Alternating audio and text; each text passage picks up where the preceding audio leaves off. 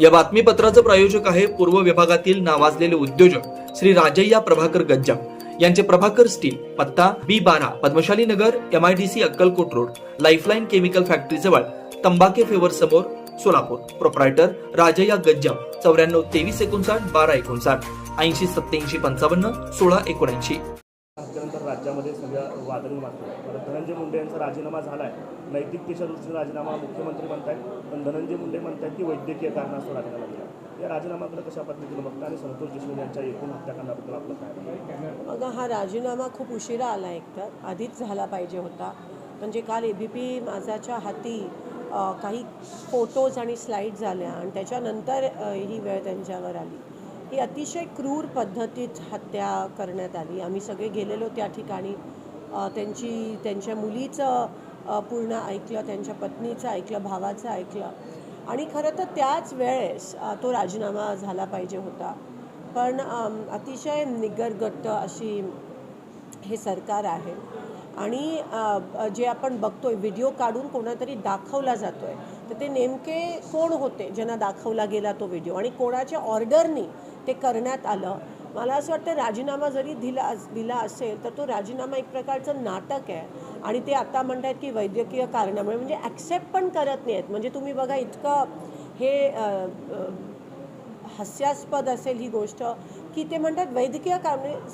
थोडंसं जर कोणाला कॉन्शियन्स असेल तर ते म्हणतील की मी ह्याची जबाबदारी घेतो, कारण का हे जग जाहीर आहे की कोणी हे करायला लावलं, कोणाचे ऑर्डर्स होता, तो कोणाचा माणूस होता. आणि एवढंच नाही, पण ह्यांचं नाव आरोपी म्हणून पण आलं पाहिजे अशी आमची मागणी आहे. ह्याच्यावर कारवाई झाली पाहिजे, खास करून या मंत्र्यांवर कारवाई झाली पाहिजे की नेमकं हे कसं झालं आणि कशामुळे झालं हे खोलपर्यंत गेलं पाहिजे. ह्यांना कोणीही पाठीशी घालण्याची गरज नाही आहे, जी आपल्याला दिसून येत आहे.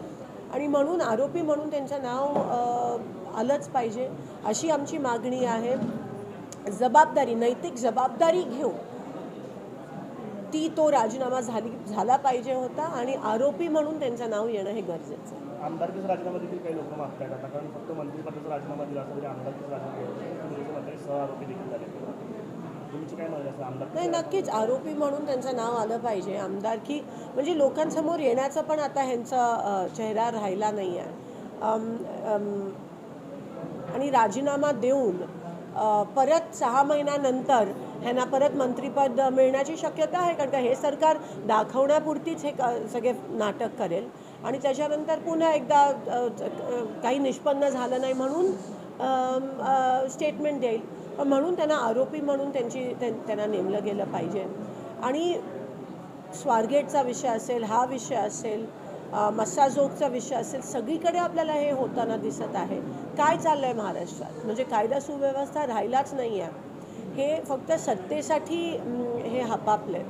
आणि जेव्हा महाराष्ट्राचा विषय येतो, महाराष्ट्राच्या प्रत्येक व्यक्तीच्या सुरक्षेचा विषय येतो, तेव्हा सगळे हात वर करत असतील तर महाराष्ट्र नेमकं कुठे जात?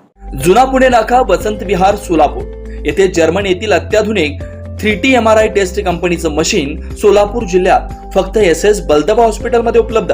या मशीनद्वारे मेंदू, मज्जारज्जू, संधिवात व डोक्यापासून ते तळपायाच्या अंगठ्यापर्यंत MRI मशीनद्वारे सर्व काही रिपोर्ट कमीत कमी वेळेत. स्कॅन टायमिंग, MRI मशीनचा कमी आवाज, मशीनचे इमेज क्वालिटी अतिशय सुपेरियर. रुग्णाला तपासणी वेळी वाटणारी भीती लक्षात घेऊन 70 सेंटीमीटर एवढे ओपनिंगची सोय. अत्याधुनिक सॉफ्टवेअर बसवल्यामुळे सोलापूरकरांची उत्तम सोय.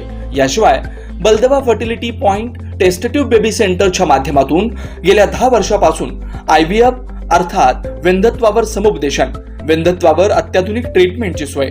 यासह वैद्यकीय उपचारासाठी SS बलदबा 24 तास सेवेत.